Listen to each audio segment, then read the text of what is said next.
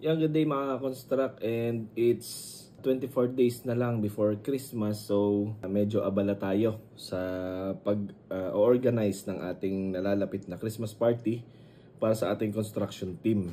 Ang may bahagi natin ngayon is meron tayo ngayon ditong solicitation letter. Hindi ko naman ine-endorse na gawin nyo rin to pero para sa mga kagaya namin na tumatanggap ng project, at the same time is meron mga suppliers na kapartner na namin sa aming hanap buhay, is wala naman sigurong masama kung once a year ay manulisit kami para lang sa raffle prizes ng aming nalalapit na Christmas party ng aming construction team.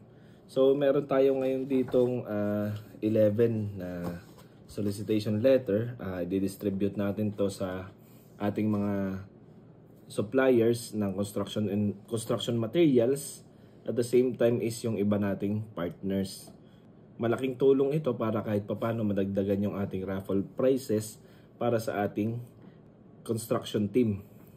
Maraming company or maraming construction company ang gumagawa nito, pero yung iba hindi ito alam, so hindi nila naiisagawa yung panunulisit sa mga construction materials na supplier. So dito isasagawa natin by tomorrow na magpadala ng mga letter para sa ating nalalapit na Christmas party. Huwag magbakasakali. Always consult an engineer. Inhinyerong abilidad, istrukturang dekalidad.